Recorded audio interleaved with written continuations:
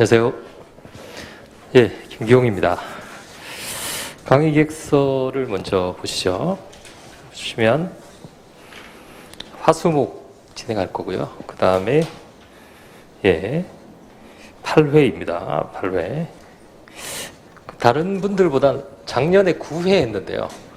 제가 원래 저는 이제 줄이는 게 제 목표라서 8회 만에 한번 할 수 있을까 해서 열심히 할 겁니다. 진도를 엄청 빨리 나갈 거고요. 왜냐면 길게 하는 것보다 짧게 하고 복습을 하시는 것이 훨씬 나아요. 그래서 모아서 3주 만에 끝낼 거고요. 그 다음에 다음 페이지 넘기시면 교재는 이 책 한 권입니다. 이 책 한 권이고 법전 가지고 오셔야 되고요. 그 다음에 특징은 일반적인 내용도 있지만 대부분 다 보상법규하고 관련된 기출 사례입니다. 그래서 한 50개이고요. 전면 개정했어요. 원래 약 100페이지 정도 고쳤습니다. 해설도 많이 고치고 해설 뭐 잘못된 게 아니라요. 해설 좀 줄이고요. 그 다음에 문제도 좀 어려운 문제를 많이 넣었어요. 그 다음에 기출 문제도 원래 기출 문제도 그 중에서 필요한 것들을 다 집어넣어서 가능하면 중복되지 않고 이것만 풀어보시면 뭐 크게 문제는 없을 겁니다. 그 다음에 최신 판례 같은 거. 최신 판례는 제가 정리를 나중에 해드리잖아요. 그렇죠? 어차피 거기서 벗어나지 못해요. 최신 판례만 공부하시면 돼요. 최신 판례 한 30개 정도만 정리하시면 그 안에서 다 나옵니다. 그 다음에 모의고사 3번 볼 거고요. 그 다음에 특징은 됐고요. 이번에 보시면 제가 내년에 저희가 그걸로 했죠. 행정법은 제 핸드북으로 했잖아요. 그렇죠? 내년에 감정평가사 행정법을 쓸 겁니다. 지금 슬슬 쓰고 있어요. 특별히 신경 안 쓰셔도 돼요. 여러분들 보셨던 그 책 보시면 됩니다. 책 정리 다 해놓으셨으니까요. 그 다음에 그러니까 그 책이랑 이 책이랑 이 책이 3권만 보시면 돼요.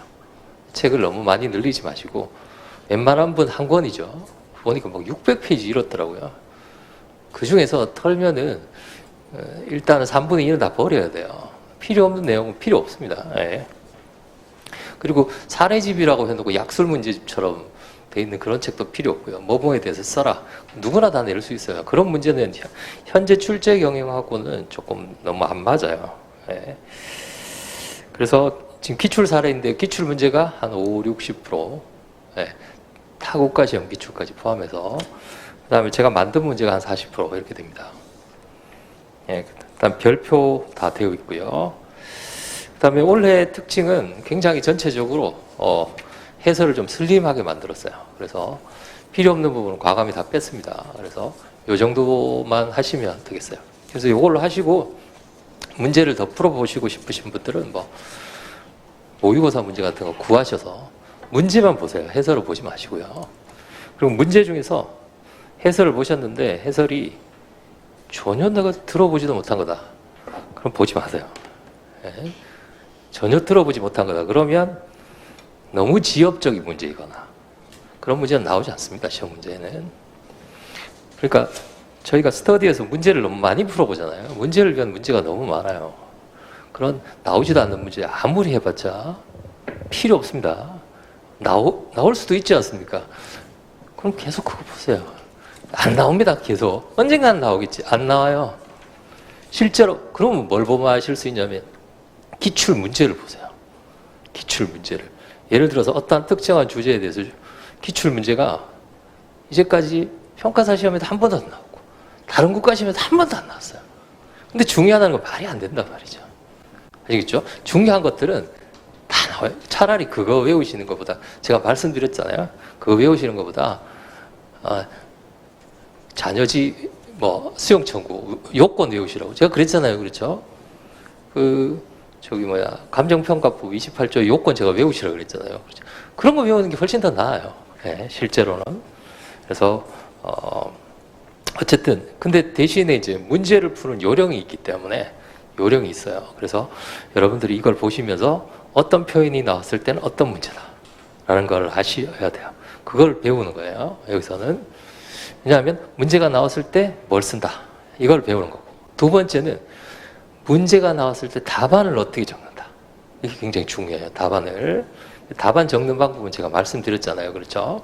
그래서 그거. 그 다음에 이제 실제로 어떤 특정한 주제가 있으면 그 주제가 어떻게 문제로 만들어지고 이 주제하고 인근에 있는 주제하고 또 어떤 관련이 있는가 요거를 잘 봐야 됩니다. 그것만 잘 보시면 되겠어요. 자, 오늘은 책으로 가셔서 4페이지부터 하겠습니다.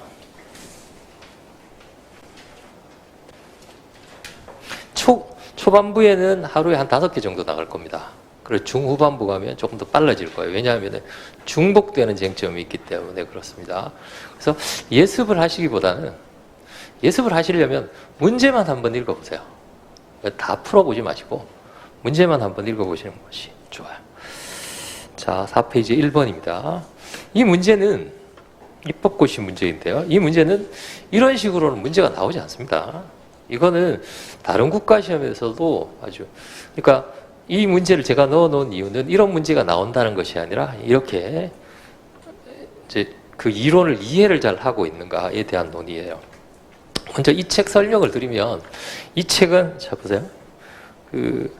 제가 그 개별법에 우리가 법이 3개잖아요, 그렇죠? 그래서 차례를 잠깐 보시면 그 앞에 페이지에 토지보상법이 있고 파트 1, 그 다음에 파트 2가 공시법, 세 번째가 평가법 이렇게 되어 있어요. 아시겠죠? 개별법 순서대로 되어 있고 딱 가능하면 거기에 맞추려고 했습니다. 그리고 또 하나는 파트 1은 2가지로 구성되어 있어요. 첫 번째는 손실보상 제도에 대한 것이 있고 두 번째는 보상법에 대한 거. 아시겠죠? 지금 개별법에도 책이 이렇게 되어 있었잖아요. 그렇죠? 그리고 지금 거기 제목이 나와 있어요. 제목이 뭐냐면 이게 개별법 책 제목이에요. 그러니까 개별법 책 제목에 맞춰가지고 거기다 좀 문제를 넣어놨어요. 물론 어떤 특정한 문제가 한 부분에서만 나오진 않죠. 여기서도 나오고 여기서 종합 문제로 나오니까요. 그런 경우에는 이제 가장 대표적인 예 안에다가 집어넣어놨어요. 그래서 여기 보시면 쟁점이 쭉 나와 있고 그 쟁점에 따라서 이제 기출된 경우에 기출 표시도 되어 있어요. 이해가 되시나요? 자, 오늘은 저희가 뭘 할 거냐 하면 토지보상법에서 특별히 앞부분에 손실보상 제도. 이 손실보상 제도는 어디서 배웠냐 하면 행정법에서 배웠어요. 아시겠죠? 수용주사 침해, 수용적 침해 이런 것들 있죠. 그거 하고 나서 끝나면 이제 토지보상법으로 넘어갑니다. 자, 4페이지 보겠습니다. 4페이지에 일반 이론을 잠깐 설명해 드리겠어요.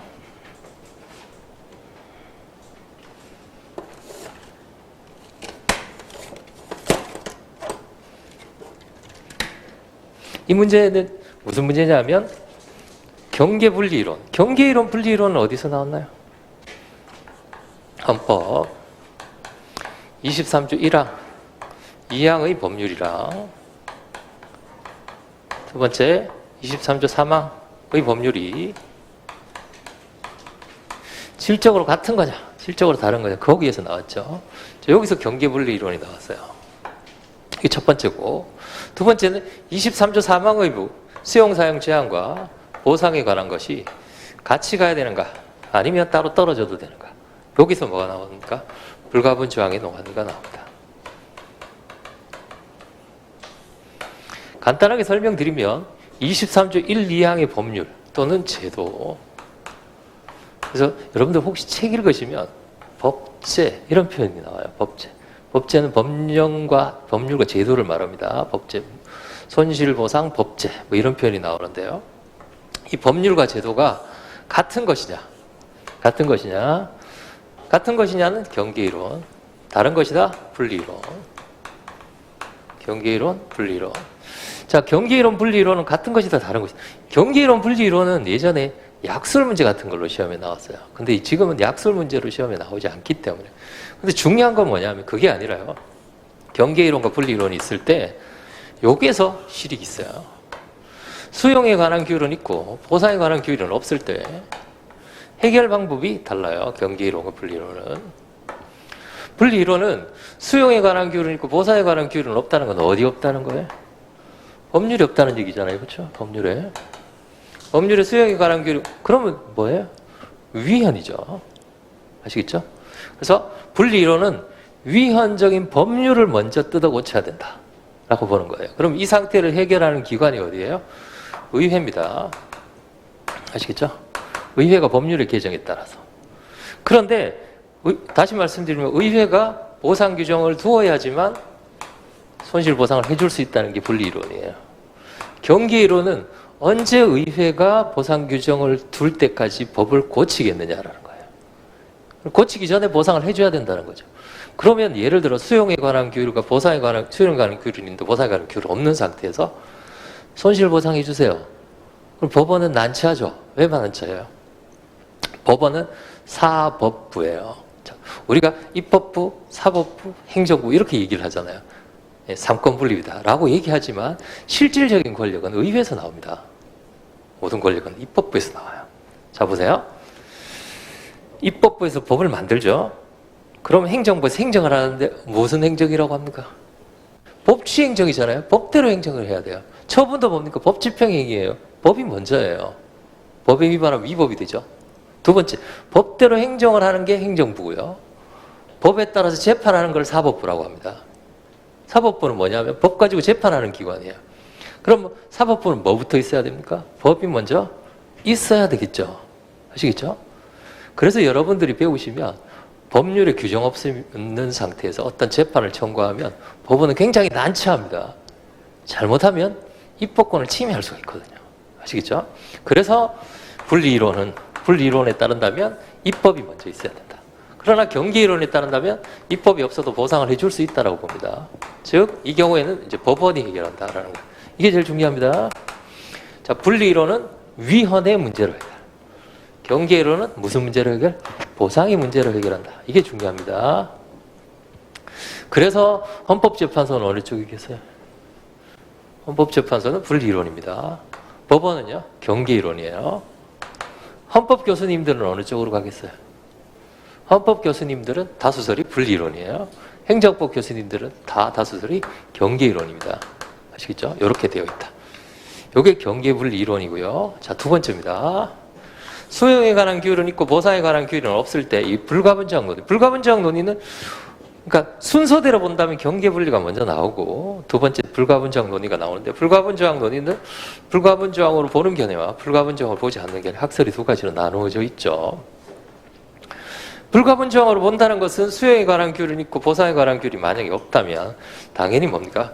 위헌인 법률이 되겠고 위헌인 법률에 따라 수용이 이루어지면 위법한 수용이 되겠죠. 불가분정으로 보지 아니하면 위헌인 법률이 아니에요. 합헌인 법률이에요.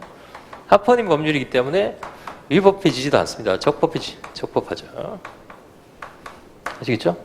그래서 그러면 이 경우에 손실보상을 청구하면 이걸 어떻게 해결할 것인가?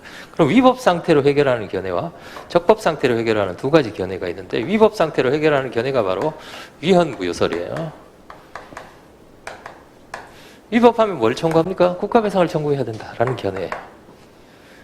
그 다음에 간접효력규정설. 간접효력규정설은 위법하지만 여전히 무슨 문제로? 손실보상의 문제로. 얘는 국가배상의 문제로 해결해야 된다라고 보는 견해예요. 적법학, 이게 직접효력규정설이죠. 직접효력규정설. 그러니까 직접효력규정설을 공부하실 때는 무슨 상태다? 적법한 상태라는 걸 알아두셔야 돼요. 이 두 가지는 위법한 상태로 해결을 합니다. 그래서 그럼 해결 방법은 뭡니까? 여기는 국가배상을 청구한다. 그러면 국가배상을 청구하는 것은 금전을 돌려받으면 그게 국가배상이잖아요. 그렇죠? 그럼 근거가 어디예요? 헌법의 법률이에요. 법률이죠. 무슨 법이에요? 국가배상법. 즉 국가배상법에 따라서 법률 헌법으로 나누어 보면요. 이게 얘는 법률로 국가배상을 받는다는 거예요. 이해가 되시죠? 이 두 가지는 뭐예요? 두 가지는 공통점이 없지만 공통점이 있어요. 이 두 가지 공통점은 뭡니까? 직접 효력규정설은 헌법 몇 조에서 나온다? 23조 3항에서 나온다는 거죠. 간접 효력규정설은 23조 1항과 11조에서 근본적으로 나오잖아요. 그렇죠? 그럼 이 두 가지 학설은 전혀 다르지만 근거는 어디 있어요? 헌법에 있다는 겁니다. 헌법에. 아시겠죠? 헌법에 있다. 두 가지다. 그러니까 얘는 법률에서 나오고 얘는 헌법에서 나오고 헌법의 여러 조항, 얘는 어디서 나오고요? 헌법의 한 조항에서 나오고 마지막에 또한 무슨 학설이 있어요? 유추적용설이라는 학설이 있잖아요. 그렇죠? 얘는 어디서 나왔어요? 관련 법률의 유추적용. 얘는 뭐예요? 또 법률이죠. 아시겠죠? 관련 법률. 그 법률, 헌법, 법률 이렇게 된단 말이죠. 이해가 되시나요? 요렇게 나누면 또 요렇게 나누지만 이 견해 중에 소위 수용유사 침해 보상을 긍정하는 견해 요 한 견해밖에 없어요. 따라서 이걸 또다시 나누면 수용유사 침해 보상은 긍정해요. 나머지는 수용유사 침해 부정이에요. 그렇죠? 아시겠죠? 그러니까 나누는 기준에 따라서 달라진다는 거예요. 어느 걸 기준으로 할 것이냐에 따라서도 달라지고 어떻게 해결할 것이냐에 따라서도 달라지고. 이해가 되시죠? 자, 요런 흐름입니다. 요런 흐름이고, 그러면 요걸 읽으시면서 어떤 갑과 을이 주장을 하는데, 이렇게는 안 나옵니다. 갑과 을이 주장을 하는데, 그 주장이 지금 우리가 여기 나와 있는 이 많은 것 중에 무엇에 관한 주장인지를 한번 봅니다. 굉장히 어려운 문제예요. 왜냐하면 이 통째로 다 알아야 되거든요. 읽어보겠습니다. 갑과 을은 자신의 주택을 증축해서 매매한 다음에 다른 곳으로 이전하려고 했으나, 자, 여러분들이 이제 문제를 읽습니다. 문제를 읽으실 때 제가 뭘 꼭 읽으시라고 그랬어요? 자, 행정청 동그라미 해주고, 행정청이 항상 소송에서 보통은 피고가 되겠죠. 그 다음 사인, 토지 소유자, 아시겠죠? 원고, 피고. 자, 행정청은 두 가지가 있어요. 잘 보세요. 행정청은 두 가지가 있습니다. 토지보상법에서 행정청은 주로 사업시행자입니다. 아시겠죠? 그럼 사업시행자 맞은편에 있는 사람이 토지 소유자죠. 토지 소유자, 사업시행자. 그런데 사업시행자 위에 또 누가 있어요? 누가 있습니까? 사업시행자에게 사업인정을 해주는 사람이 있어요. 장관이 있단 말이죠. 장관, 행정청. 얘도 행정청이고 얘도 행정청입니다. 아시겠죠? 행정청. 그러면 시험 문제를 낼 때 여기서 사업시행자라고 전제하고 낼 수도 있고, 장관이 누구한테 사업인정을 해줬다 이렇게 낼 수도 있단 말이죠. 이해가 되시죠? 그럼 행정청 두 개, 아시겠죠? 한 개가 나올 수도 있고 두 개가 나올 수도 있고, 사업인정을 안 받고 인허가 의제돼가지고, 그렇죠? 개별 법률에 따른다면 이런 거 받으면 사업인정을 받은 것으로 본다 라는 법률의 규정도 있어요. 그럼 자동으로 행정청이 되는 거죠. 하나, 둘입니다. 하나, 둘. 그 다음에 세 번째는 행정청이 사인에게 하는 행위가 있어요. 주로 처분행위가 되겠죠. 자, 처분행위. 하나, 얘 뺀다면 하나, 둘, 처분. 아시겠죠? 하나, 둘, 처분. 또 하나가 더 있어요. 소송. 취소소송인지 보상금 증감 청구 소송인지. 아시겠죠? 이해가 되시나요? 자, 이렇게. 그 다음에 또 하나, 위원회가 나올 수도 있습니다. 위원회도 행정청이에요. 그러니까 여기 위에 있는 애들은 다 행정청입니다. 얘들이 하는 것도 뭐예요? 처분이죠. 아시겠죠? 그러니까 행정청이 나오면 본인의 어떤 표현을 해야 돼요. 난 네모로. 행정청. 토지 소유자가 나온다. 이게 나올 수도 있지만 뭡니까? 장관이 뭐 예를 들어서 공시지가 결정을 할 수도 있잖아요. 그렇죠? 그럼 장관, 갑, 공시지가. 무슨 소송? 이렇게 네 가지.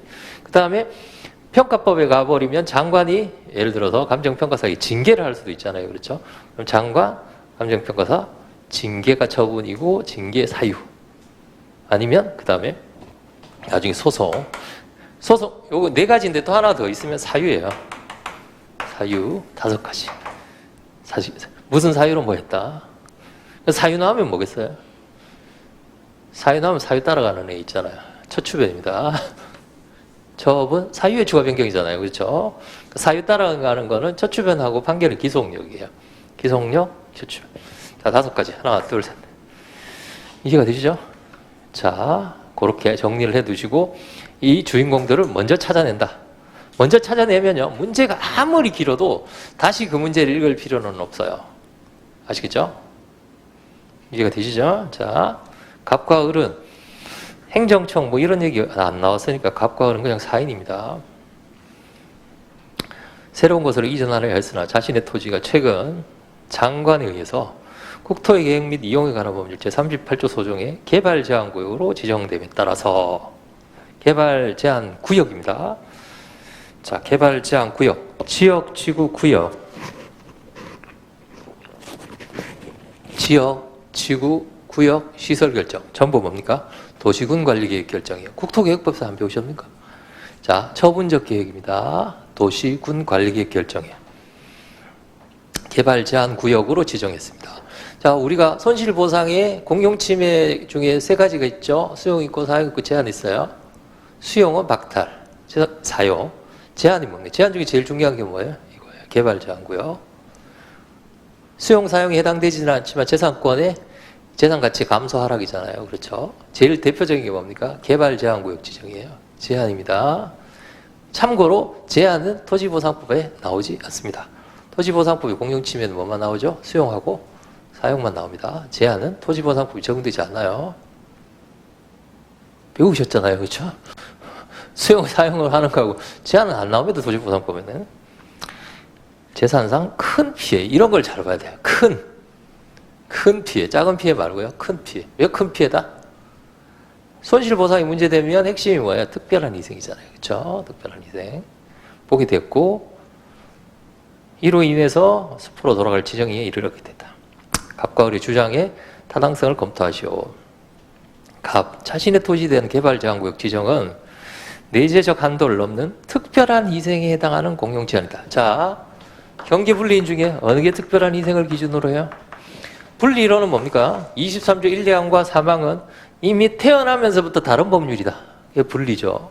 경계이론은 뭐예요? 경계이론은 이게 이쪽으로 갈 수도 있고 이쪽으로 갈 수도 있다고 보는 거죠. 이해가 되시나요? 분리의 반대예요. 그러니까 정확히 얘기하면 경계는 연속이에요. 연속.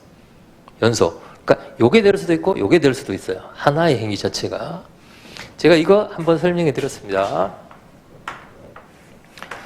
갑이라는 사람은 비가 새는 집을 가지고 있고 을이라는 사람은 튼튼한 집을 가지고 있어요. 그런데 개발 제한구역이 지정됐어요. 이 사람은 상관없잖아요. 그렇죠? 그러나 이 사람은 비가 새는데 지금 집 못 고치는 거 아니에요. 그렇죠?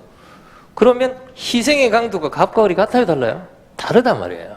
그래서 이쪽은 특별한 희생이 되지만 이쪽은 특별한 희생이 안 될 수도 있어요. 이게 경계이론이에요. 개발 제한구역 지정, 다시 말씀드리면 개발 제한구역이라는 제도는 어디서 나왔어요? 개발 제한구역이라는 법률에서 나왔잖아요. 그렇죠? 이해가 되시죠? 그래서 제가 법제라고 하는 거예요. 그러니까 원래는 법률보다는 제도가 더 많아요. 개발 제한구역이라는 제도 자체가 뭐 어떻게 기능한다는 거예요. 분리이론에 따른다면 둘 중에 하나로만 기능한다는 거예요. 하나로만. 헌법재판소는 개발 제한구역 제도를 23조 1일 2항 법률로 봤어요. 1, 2항 법률을 봤다는 건 뭡니까? 헌법재판소에 따른다면 보상이 안 된다라고 봤어요. 근데 우리 법원은 경계이론에 따라서 이렇게 될 수도 있고 이렇게 될 수도 있다. 이렇게 봤어요. 헌법 대법원은. 그럼 갑과 을이 다르잖아요. 그렇죠? 그럼 갑과 을을 나누는 기준이 뭐예요? 특별한 희생입니다. 특별한 희생이라는 표현은 어디에만 나와요? 경계이론에만 나옵니다. 아시겠죠? 경계이론? 그럼 저거기다가 경계이론. 갑은 뭘 주장하는 겁니까? 경계이론을 주장하는 거죠. 자, 이 경우 경계이론, 손실보상에 관한 규정이 없다고 하더라도 지금 경계이론을 주장해서 이쪽으로 갔어요. 그렇죠? 경계이론 주장해서 자기 특별한 희생을 주장하는 거 아니에요? 큰 피해를 봤다. 이쪽으로 넘어갔어요. 23조 3항에 근거해서 직접 손실보상 청구. 이건 무슨 효력설이에요? 이 중에서 직접 효력 규정설이죠. 여기 있네요. 아시겠죠? 직접 효력 규정설은 손실보상 청구의 근거가 어디서 나온다? 헌법 23조 3항을 근거로 한다는 거예요. 헌법 23조 3항. 이해가 되시나요? 왜 그런가? 잘 보세요. 손실보상 청구의 요건이 5가지입니다. 첫 번째, 공공이 필요. 재산권에 대한 수용, 사용, 제한. 세 번째, 적법 의도적인 공권력. 특별한 희생. 5번째가 손실보상 규정이 존재해요.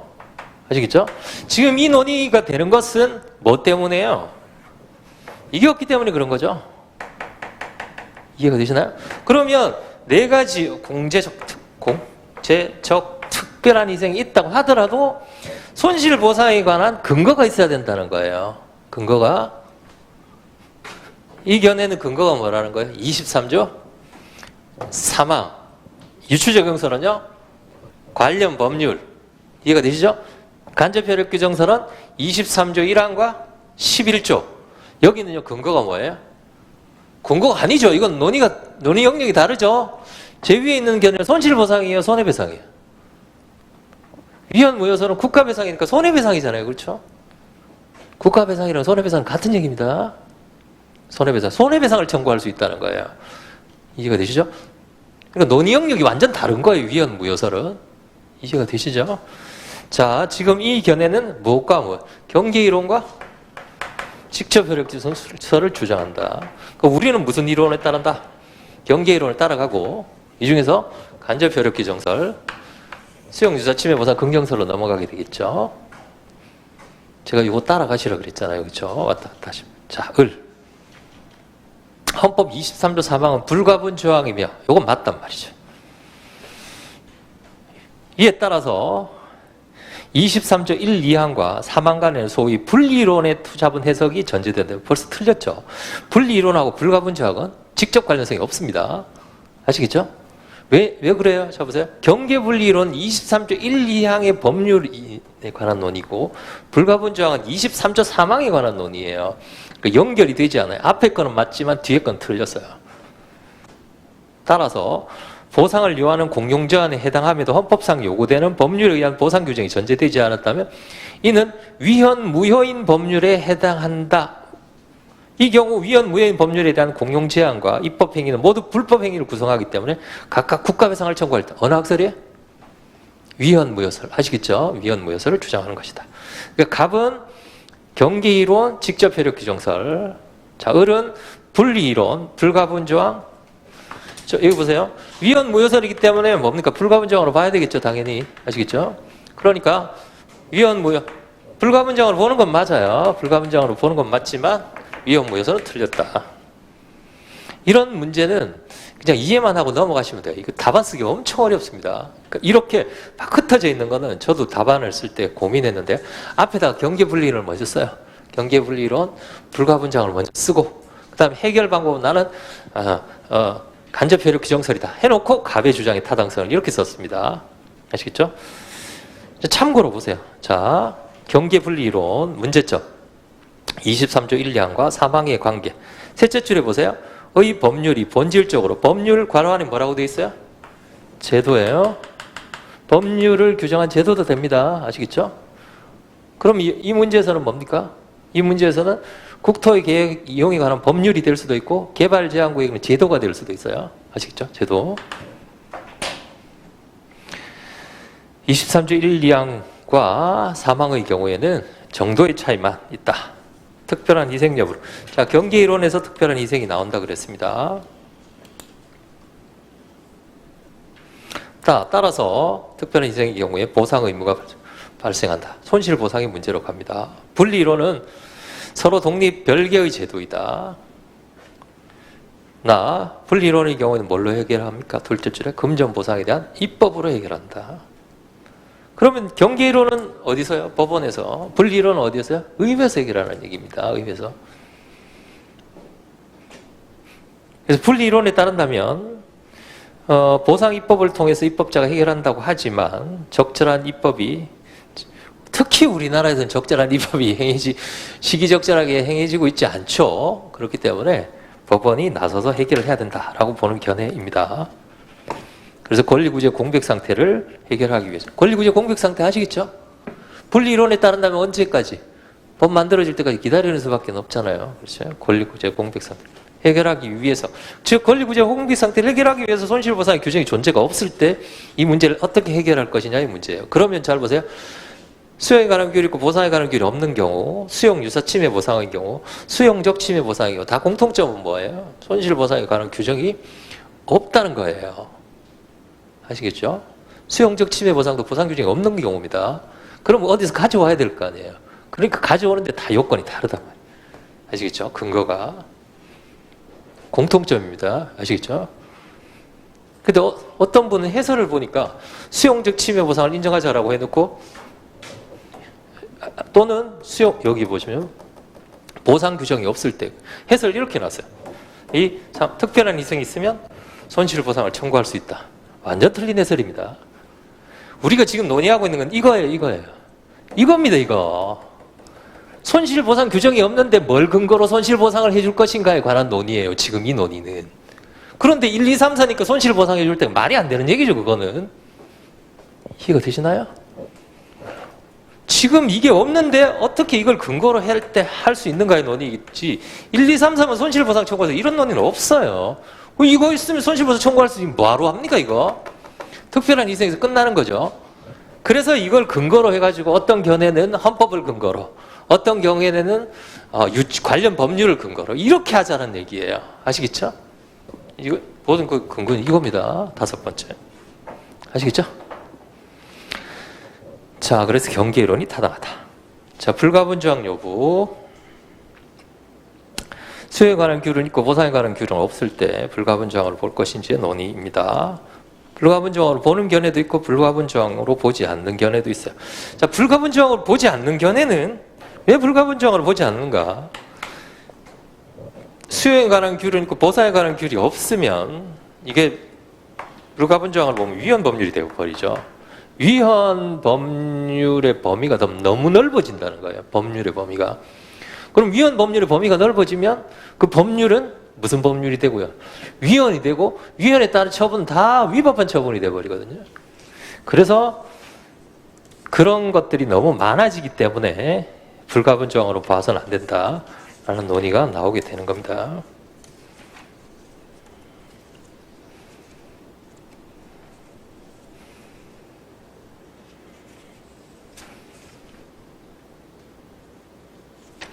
그 책 7페이지 한번 보세요. 책 7페이지에 보시면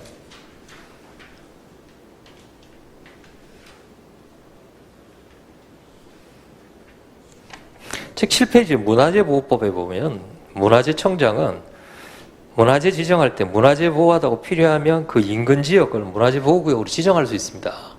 문화재가 있으면 뭐 사당이 있다. 사당을 보호하기 위해서 그 지역을 문화재보호구역으로 지정할 수 있어요. 페이지를 넘겨보세요. 문화재, 국가 지정 문화재에 대해서 다음 각 호의 어느 하나에 해당 항의를 하려는 자는 허가받아야 됩니다. 시행령에 보시면 대통령을 정하는 행위는 문화재 보호구역 안에서 건축물, 공작물, 증축, 개축, 땅 깎기, 흙 쌓기 이런 거 하려면 뭐 해야 된다? 허가받아야 된다는 거예요. 다시 말씀드리면 뭡니까? 원칙적으로 못 한다는 얘기죠. 그렇죠? 흙 쌓아야 되는데 흙을 못 쌓는 거죠. 수용 사용 제한 중에 뭐예요? 제한이란 말이죠. 제한이에요. 잘 보세요. 불가분조항으로 보면 이 법률은 뭐예요? 이 법률은 뭔가요? 불가분조항으로 보면 수용 사용 제한에 관한 규율은 있는데 뭐에 관한 규율은 없어요. 보상에 관한 규율은 위헌입니다. 그럼 문화재보호구역으로 지정하면 그건 뭐예요? 위법한 문화재보호구역 지정이 돼요. 위법한.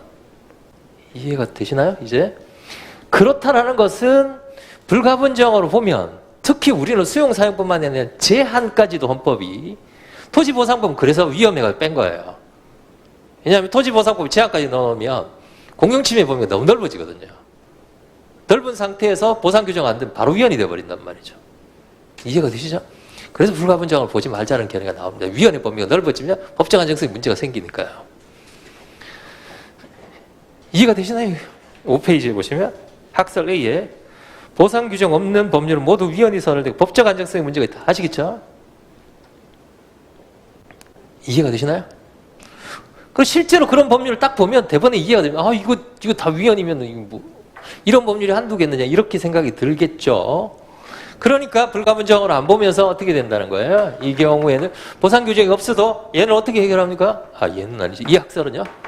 직접 효력 규정서는 헌법 23조 3항에 저기다 이렇게 가가지고 여기다가 탁 넣어가지고 손실보상을 할 수 있다. 그게 직접 효력 규정설이에요. 아시겠죠? 직접 효력 규정설. 그런데 그게 아니라는 거죠. 왜냐하면 만약에 이렇게 불가분조항으로 안 보면 수용 사용 제한에 관한 규율을 할 때 입법자가 보상 규정 신경 안 쓰고 막 규율을 하겠죠. 그거 신경 쓰라는 헌법의 명령이란 말이야, 이게. 불가분조항으로 보면서 너 잘못하면 그거 위헌된다라고 명령을 한 거예요. 그렇게 봐야 됩니다. 검토해 보시면 자의적인 재산권 침해로부터 재산권을 보호하기 위한 헌법적인 고려다. 아직 있어요. 그렇죠? 자, 그래서 없다면 위헌적인 법률이 된다. 그러면 아까 그거 어떻게 되겠어요? 보상 규정이 없었잖아요. 그렇죠? 없으니까 어디로 간다? 위헌적인 법률이 되겠죠. 그럼 두 가지로 해결이 됩니다. 위헌 무효설은 뭘요? 국가배상 청구해야 된다. 간접효력 규정설은 어디로 가요? 이걸로. 방금 보셨던 문제가 올해인가? 변호사 시험 문제예요. 2020년도 변호사 시험 문제입니다. 딱 들어맞는 문제. 아시겠죠? 예. 이해가 되시나요? 예. 자, 그거 조금 그래서 이렇게 가서 이제 간접효력 규정설에 따라서 수용 유사 침해 보상을 긍정하면 되겠어요. 이 학설에 따르면 어떻게 되겠어요? 국가배상을 청구할 수 있겠죠. 근데 이 학설에 따르면 안 돼요. 왜냐하면 손실보상 문제가 국가배상 문제가 돼버린다고요. 문제를 내는 분들도 이건 손실보상을 근거로 해서 낸 거거든요. 예. 그래서 가능하면 이걸로 가시고 판례에 따른다면 이제 관련 법률을 유추 적용하면 되겠죠. 관련 법률을 유추 적용하려면 저 안에 뭐가 들어가야 됩니까? 손실보상 규정이 존재하는 뭐가 들어가야 돼요? 관련 법률이 있어야 됩니다. 관련 법률이 있어야 됩니다. 주로 관련 법률이라는 건 이런 거죠.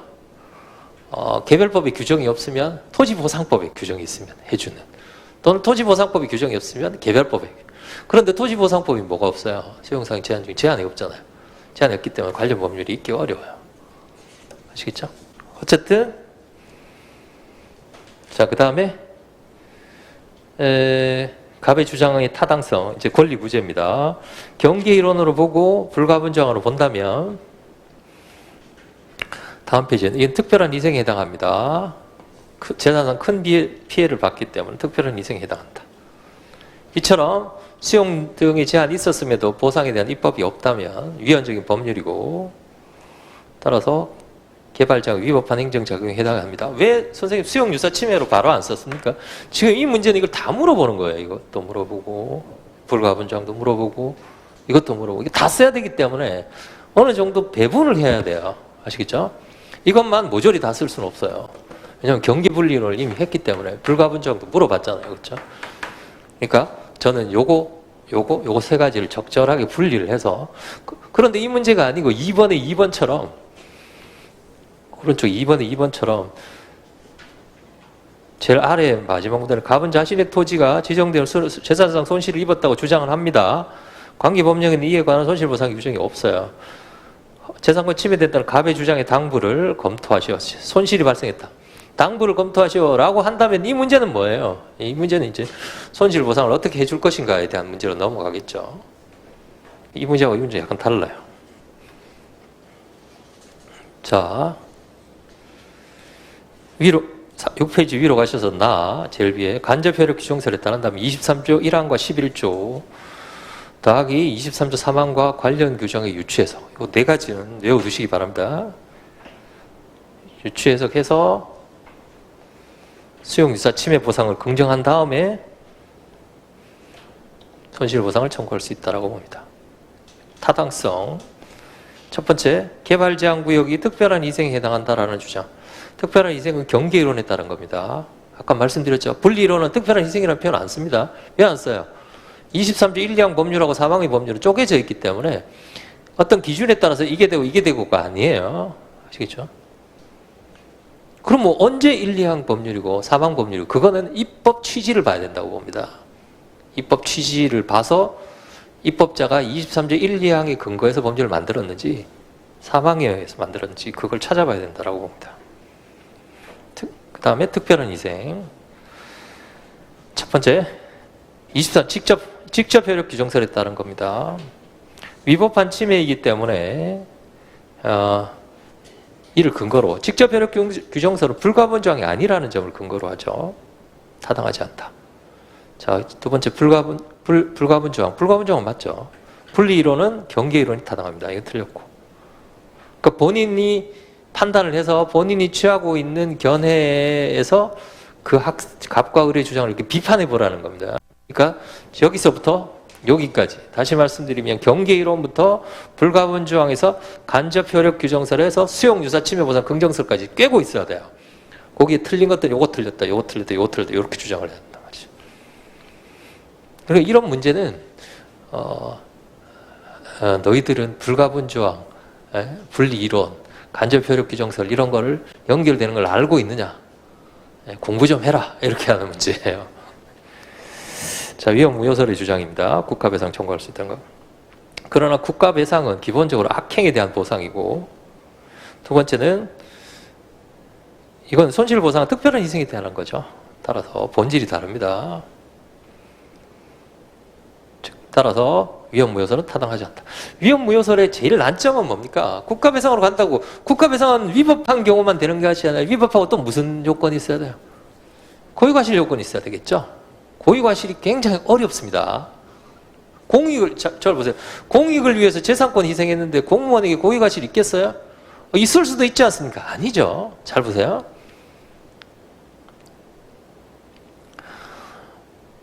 손실보상 청구든 국가배상 청구든 무슨 소송입니까? 소송 중에. 소송은 세 가지예요. 이행, 형성, 확인. 이행, 형성, 확인 세 가지밖에 없습니다. 소송은. 무슨 소송이에요? 이행소송입니다. 손실보상도 달라는 이행소송이고 국가배상도 이행소송이에요. 이행소송의 본안 판단의 대상이 뭡니까? 제가 할 때 5번을 말씀드렸는데요. 이행소송의 본안 판단의 대상은 청구권의 전부예요. 이행 청구권의 전부. 내가 국가배상 청구권이 있다라는 거예요. 국가배상을 청구할 권리가 있다. 이건 복잡하게 생각하실 필요가 없습니다. 복잡하게 생각하실 필요가 없는 게 민사소송에서는 내가 권리가 있다고 주장만 하면 돼요. 이게 똑같아요. 이 손실보상이나 주장만 하면 돼요. 저 권리가 있습니다. 주장만 하면 돼요. 이행소송은. 실제로 권리가 있는지는 본안에서 판단합니다. 선생님, 본안 판단은 처분의 위법성에 지금 처분 다투는 게 아니잖아요. 처분에 대한 소송은 무슨 소송이에요? 취소소송, 형성소송이에요. 형성소송. 이걸 구별하셔야 됩니다. 처분 다투는 거하고 손실보상 다투는 거는. 이건 이행소송이에요. 이행소송은 이행청구권이. 나 돈 받을 권리가 있소이다. 자, 국가배상. 나 돈 받을 권리가 있소이다. 들어와라, 원고 적격. 그럼 실제로 네가 돈 받을 권리가 있는지를 판단해보자. 그럼 돈 받을 권리가 인정이 되려면 국가배상의 요건을 구비해야 돼요. 국가배상의 요건을 누가 입증해야 됩니까? 피해자가 입증합니다. 아시겠죠? 피해자가 입증한단 말이죠. 피해자가. 그럼 고의과실 입증하기가 얼마나 어렵겠어요. 그래서 현실적으로 불가능하단 말이죠. 그래서 위헌무효설을 주장하시는 분들은 조금 달라요. 과실이 없어도 국가배상을 해주자는 쪽으로 갑니다. 나중에 국가배상은 우리 시험 범위가 아니니까 직접적으로요. 무과실 책임을 하자는 견해 쪽으로 가요. 아시겠죠? 그렇기 때문에 이제 조금 소수설로 가게 되는 것이죠. 근데 국가배상법에 보면 명시적으로 고의과실이 되어 있어요. 그렇기 때문에 무과실 책임을 하기 어려워요. 자, 성립 요건 중 고의과실을 인정하기 어렵다. 그렇게 정리를 해두시면 되겠고, 이 문제는 천천히 한번 읽어보세요. 아주 잘 만든 문제입니다. 자, 두 번째 문제입니다. 자, 권한행정청은 토지 일부를 도시개발구역으로 지정하였고, 자, 잘 보세요. 행정청이 나왔어요. 사인이 하는 행위는 중요하지 않습니다. 행정청의 행위가 중요해요. 자, 행정청이 뭐였다? 도시개발구역으로 지정했다. 처분 하나 나왔어요. 그 다음에 A시의 시장을 사업시행자로 사업시행 인가가 이루어진 이후에, 자, 시장이 또다시 행정청입니다. A시장은 해당 토지를 환지 예정지로 지정했다. 환지 예정지로 지정하는 것도 처분입니다. 자, 행정청이 둘 나왔고요. 그 다음에 처분이 인가 하나 나왔고 환지 예정지 지정 처분이 나왔어요. 자, 딱 봐도 환지 예정지 지정 처분 문제 읽어보겠습니다. 시장은 해당 토지 소유자인 갑에게 지작물의 제거 명령을 발령하였으나, 지작물은 공익사업에 필요 없는 물건을 말합니다. 제거하라고 명령을 발령하였으나 응하지 않자. 자, 갑에게 지작물 제거 명령 처분입니다. 시장, 갑 제거 명령. 찾았죠? 그러니까 문제를 읽으실 때 그렇게 봐야 돼요. 행정청 누구 무슨 처분. 시장은 해당 사업이 실시되어 사업이 없음에도 불구하고 계고를 하지 않고 영장 통지만을 한 채 대집행을 실행하였다. 자, 원래는 개통실비죠. 계고를 생략하고 대집행은 위법해서 무효인가입니다. 이 쟁점이 뭐예요? 그냥 읽으시면, 네, 그냥 읽으시면 30%는 하자의 성계라고 얘기를 하세요. 자, 보세요. 왜냐하면 우리는 단계적 행정이 늘 하자의 성계로 배웠거든요. 하자의 성계가 아닙니다. 왜 하자의 성계가 아니냐면, 하자가 성계되려면 행정이가 몇 가지라 해야 돼요? 두 가지죠. 계고의 하자가 대집행에 성계되는 게 아니잖아요. 계고의 하자가 성계되려면 계고를 하고, 계고가 위법하고 대집행을 해야 하자 성계가 됩니다. 계고를 했어요, 안 했어요? 안 했죠? 안 했으니까 행정행위가 두 개예요, 하나예요? 하나죠. 이해가 되시나요? 그럼 무슨 개통 실비잖아요, 그렇죠? 대집행이 실행을 하기 전에 뭘부터 해야 돼요? 계고하고 영장 통지하고 그 다음에 실행을 합니다. 그럼 계고와 영장 통지는 대집행이 뭐예요? 사전? 절차죠. 대집행법 한번 보세요. 오래간만에 하시니까 좀. 자, 대집행법 한번 보겠습니다. 대집행법 2조는 대집행의 요건에 대한 거예요. 공대보공, 공법상 대체적 보충성 공익침해. 3조에 보시면 제목이 뭐라고 되어 있나요? 대집행의 절차라고 되어 있습니다.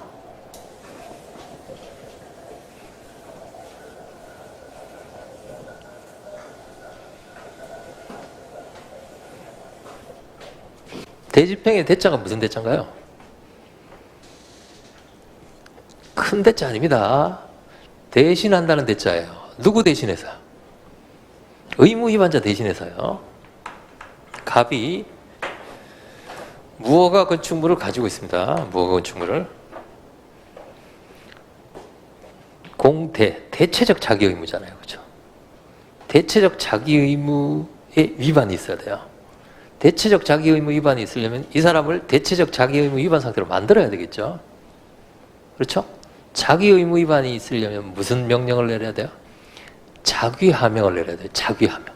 아시겠죠? 자귀에 대한 하라고 명령을 내리는 겁니다. 자귀하명을 하는데 자귀하명은 두 가지가 있어요. 원래 하명은 행정행위지만 법에 의해서 법률 자체에서 명령이 내려지는 경우도 있고 대부분은 법률에 근거해서 하명이 있어서 내려지는 경우도 있어요. 대부분이 이 경우입니다. 예외적으로 이 경우가 있어요. 조금 이따가 설명해 드릴게요. 대부분 다. 그럼 하명이란 명령을 내렸어요. 그럼 의무가 있겠죠. 이 문제에서는 제거 명령을 내렸다. 무슨 의무가 생겼어요? 제거 의무가 생겼어요.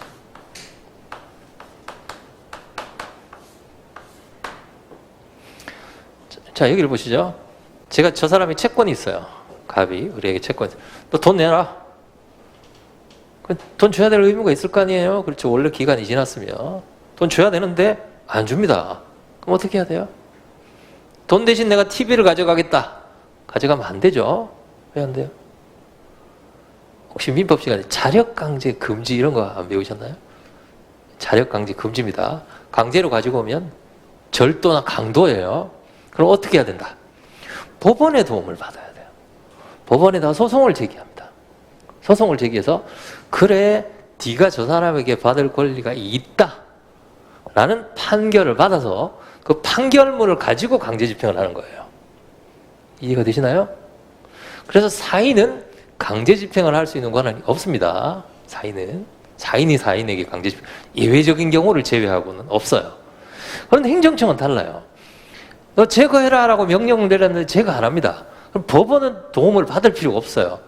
행정청은 그 행정행위 안에 이게 하명 행정행위잖아요. 그렇죠? 행정행위 안에 집행력이라는 효과가 있어요. 강제 집행을 할 수 있는 힘이 행정행위 안에는 있다고요. 아시겠죠? 그거 정지하는 걸 뭐라고 합니까? 집행정지잖아요. 그렇죠? 집행정지 안 배웠습니까? 집행을 정지하는 거예요, 그거. 이해가 되시나요? 예, 그 강제 집행 정지하는 게 집행정지예요. 자, 그러면 대집행을 할 수 있단 말이죠. 자, 얘도 침익적이죠. 하명도 침익적이잖아요. 그렇죠? 그러니까 이 경우에도 하명할 수 있다는 법적 근거가 있을 거예요. 하명도 침익적이지만 가서 부수는 것도 강제로 떼는 것도 침익적이잖아요. 그렇죠? 그래서 하명에 대한 법적 근거도 필요하고 강제 집행에 대한 법적 근거도 필요합니다. 법이 따로따로예요. 같은 법, 다른 법. 이 법과 이 법은 다른 법입니다. 이 법과 이 법은 무조건 다른 법이에요. 그럼 이 경우도 뭐예요? 가백의 지작물 제거 명령을 발령하였으나 그럼 가백의 지작물 제거 명령은 따로 있고 이 법은 따로 있는 거예요. 그렇죠? 자, 법률 유보의 원칙상 잘 보세요. 여기서 중요합니다. 법률 유보의 원칙상 하명하는 법과 의무를 명하는 법과 강제 집행하는 법은 따로따로 있어야 됩니다. 따로따로 있어야 된다는 것은 이 법률이 같은 법이다, 다른 법이다? 다른 법이에요. 전부 다른 법이에요. 자, 하나 더 가서 다른 법이기 때문에 100% 하자 성격 안 돼요. 의무를 명하는 거하고 의무를 강제 집행하는 거. 철거명령, 계고처분, 과세처분, 편압처분. 다 하자 성격 안 돼요. 법률이 다르기 때문에. 무조건 달라요, 여기는. 아시겠죠? 자, 그러면 강제 집행을 해야 되는데 이것도 침익적이니까 법적 근거가 필요하겠죠? 이해가 되시나요? 법적 근거가 필요한데 강제 집행의 법적 근거는 일반법의 법적 근거는 없어요. 전체를 강제 집행하는 일반법은 없습니다. 없어요. 그런데 유일하게 대체적 자기 의무에 관한 법만 딱 하나 있어요. 대체적 자기 의무. 그게 바로 대집행법입니다. 대집행법은 강제 집행이 일반법이 아니고요. 대집행에 관한 일반법이에요. 대집행에 관한. 대체적 자기 의무 위반에 관해서만 일반법으로 적용이 됩니다. 아시겠죠? 대체적 자기 의무. 그럼 대체적 자기 의무 위반이 아니고 비대체적 부자기 의무 위반 이런 것들은 일반법이 없어요. 일반법이 없기 때문에 각각 개별법에 법 규정이 있어야 좀 간증 집행을 할 수 있어요. 이해가 되시죠? 이해가 되시나요? 자, 그러면 행정 대집행법이 일반법이에요. 그러면 여기서는 대집행이죠. 실행. 대집행을 실행이라고 하는데요. 지금 제거 명령 내렸으니까 실제로 뭡니까? 제거 의무 있고 행정처에 가서 뭐 합니까? 제거 행위를 하는 거죠. 제거 행위. 아시겠죠?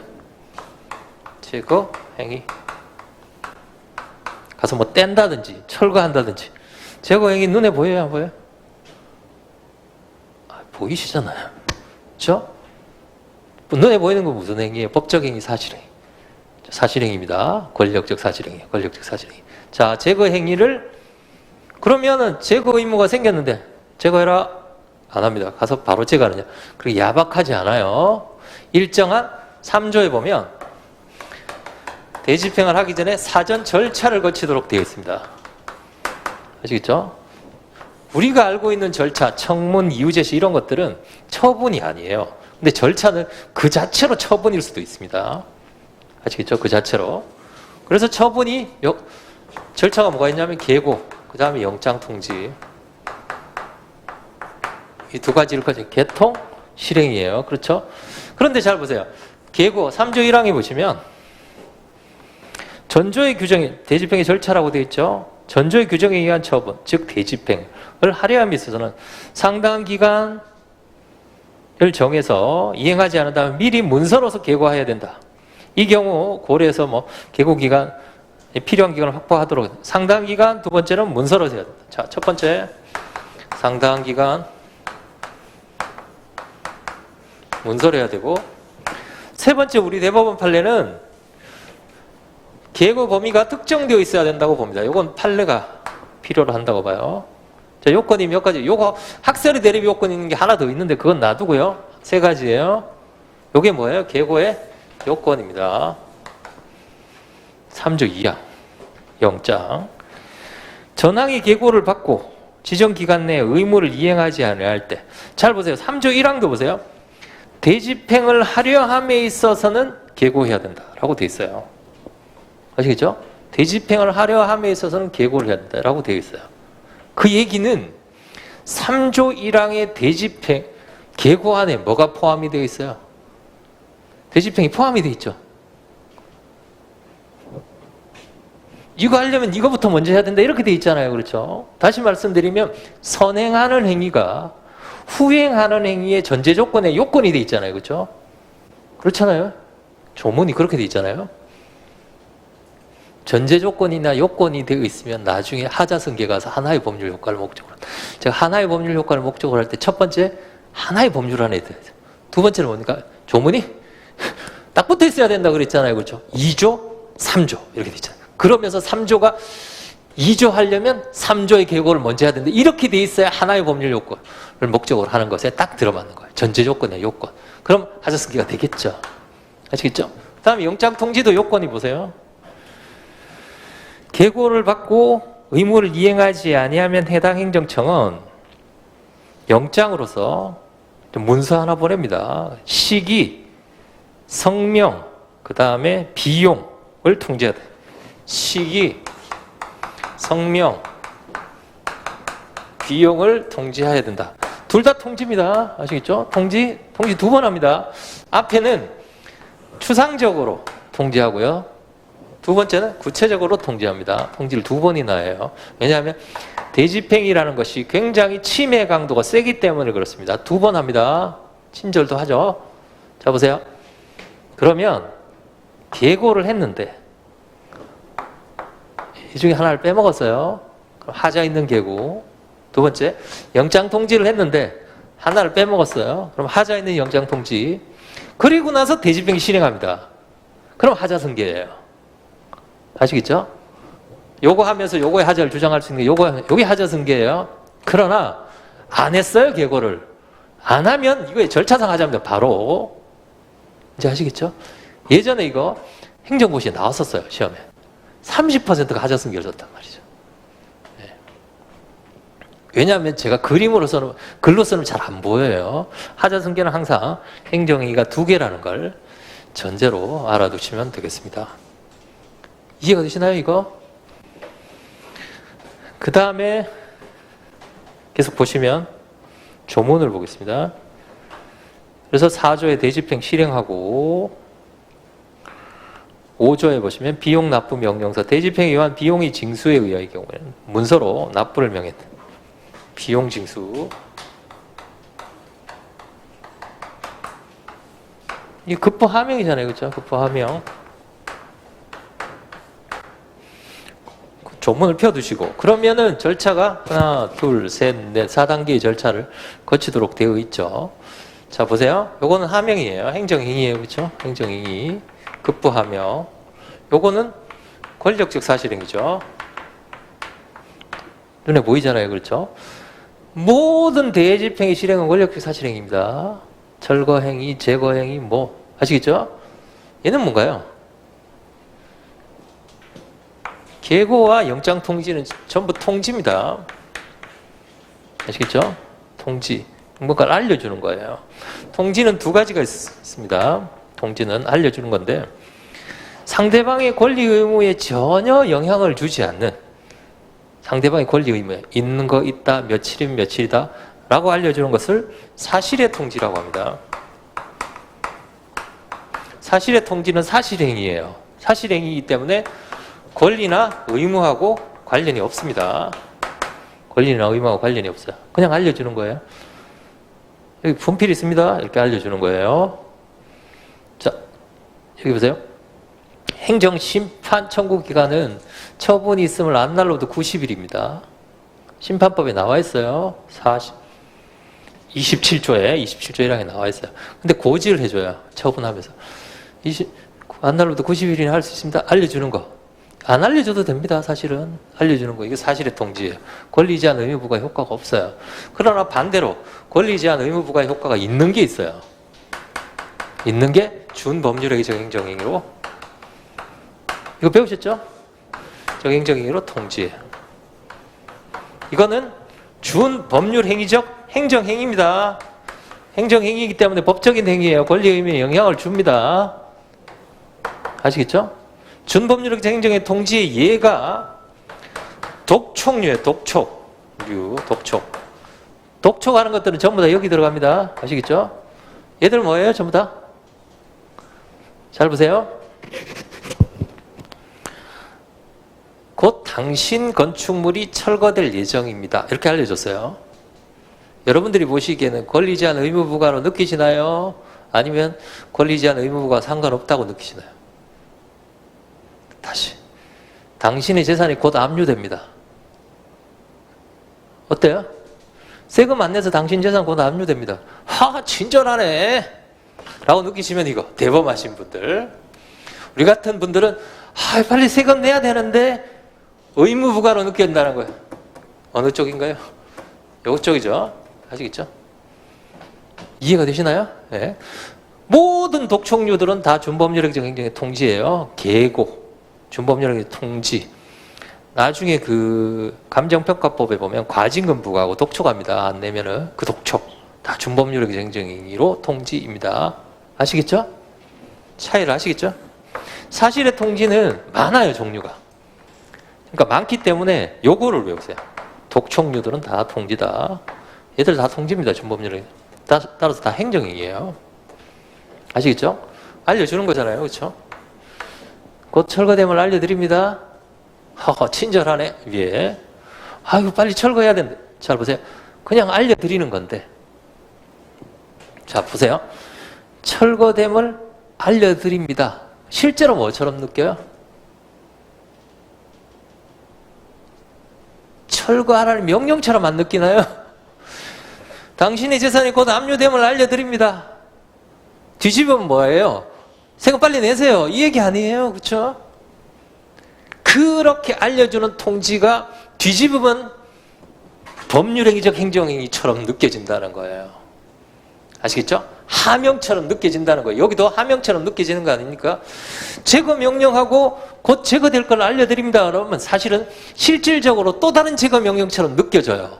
그래서 제거 명령이 행정행위이기 때문에 행정행위에 준하는 행정행위라고 해서 준법률행정 행정행위인 거예요. 아시겠죠? 준. 이해가 되시나요? 자, 그래서 그럼 무슨 하자인가요? 대집행을 실행하였다면 대집행 실행의 절차상 하자가 되겠죠? 아시겠죠? 절차상 하자. 자, 그러면 대집행은 위법하여, 그러면 절차상 하자에 독자적 위법 사유가 나오겠죠? 무효인가? 그럼 하자 정도까지. 이해가 되시나요? 쟁점이 몇 가지예요? 대집행 계고는 해야 되기 때문에 그건 특별히 문제가 되지 않고 독자적 위법 사유, 그다음 하자의 정도가 되겠습니다. 다음 페이지 넘기시면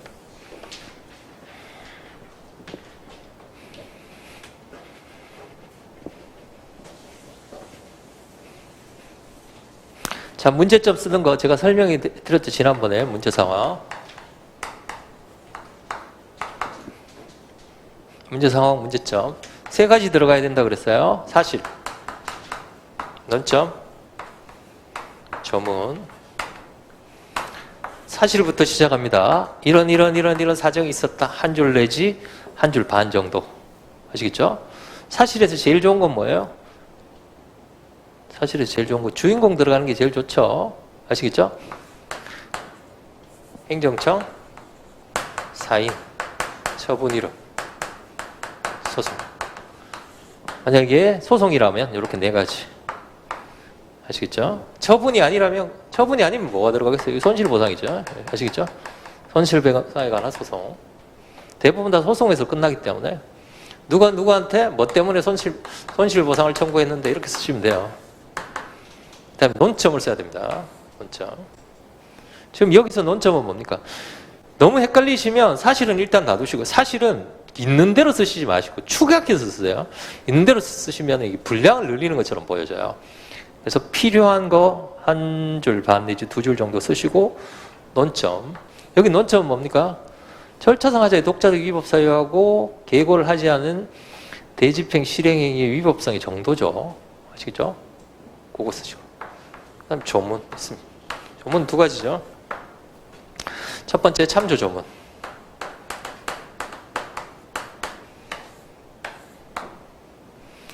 참조 조문에 있는 내용은 최대한 쓰시고, 법전 조문은 법전이 안 주어지기 때문에 요건 애매합니다. 법전 조문은 법전이 안 주어지기 때문에 여러분들이 아시고 계시는 법 조문 있죠. 그건 그대로 쓰실 필요 없고, 조금 필요한 부분만, 예를 들어서 원고 적격이면 12조, 대상 적격이면 19조, 아니면 개별법의 조문들 있죠. 그런 조문들 있으면 조문들 시행규칙 몇 조? 조문 진짜 중요합니다. 이거 쓰고 안 쓰고는 완전 다른 답안이에요. 이거는 꼭 쓰셔야 됩니다. 아시겠죠? 그러니까 조문에 뭔가 일정한 기준이 있으면 좋을 텐데요. 어떨 때는 예를 들어 뭐 자녀지 수용 청구에 관한 조문을 줬다가 어떨 때는 또 안 주고, 그렇기 때문에 중요한 조문들은, 아주 중요한 조문은 요건을 다 외워야 되고요. 요건을 다 외우실 필요 없고, 그러니까 몇 가지 중요한 것들, 그 다음에 또 하나는 개략적인 내용만 아시면 돼요. 다 외우실 필요는 없고, 예를 들어 뭐 원고 적격이면 12조, 대상 적격이면 19조, 이런 것만 외워두시면 되겠어요. 자, 산원조입니다. 사실. 자, 설문은 계고를 할 여유가 없는 경우가 아님에도 이게 사실이잖아요. 그렇죠? 계고를 하지 않았다. 대집행은 위법한지. 대집행은 위법한지는 뭐 그게 쓰실 필요가 없어요. 당연히 하라고 했으니까. 그럼 이 경우에도 조문을 써주시는 것이 좋죠. 독자적 위법 사유가 되는지. 위법성의 정도 세 가지입니다. 첫 번째, 행정대집행법 3조 제1항은 일정한 예외 사유가 아닌 이상은 하라고 되어 있어요. 따라서 하여야 한다. 셋째 줄에 보세요. 여유가 없는 경우 생략해도 됩니다. 아님에도 불구하고 하지 않았기 때문에 절차상 위법이 있습니다. 두 번째, 독자적 위법 사유. 자, 보세요. 여기 보세요. 절차상 하자가 나왔어요. 절차상 하자는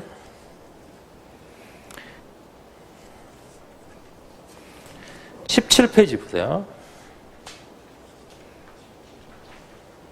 17페이지에 보시면 여기도 절차상 하자의 독자적 위법 사유, 그 다음 페이지에 보시면 위법성의 정도까지 썼습니다. 자, 이런 절차상 하자의 독자적 위법 사유에 대한 논의도 있고, 이런 문제가 아니고,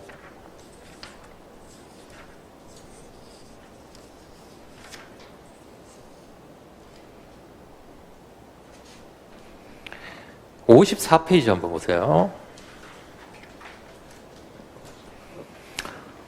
54페이지에 보시면 중간에 사업인정의 양가로 1번에 사업인정의 위법성이라고 되어 있어요. 장관이 사업인정을 할 당시에 토지의 세목을 누락한 채 사업인정 고시를 하였다면 사업인정에는 절차상의 하자가 있습니다. 독자적 위법 사유에 대해서는 소개만 했죠. 이런 학설이 있고 이런 위법하다. 그 다음에 다음 페이지 취소 사유에 해당. 아까 그 분량이 한 5분의 1도 안 되죠. 그렇죠? 찾으셨나요? 자, 미리 설명을 해드릴게요. 절차상 하자의 독자적 위법 사유에 관한 논의는 중요한 논의는 아니에요.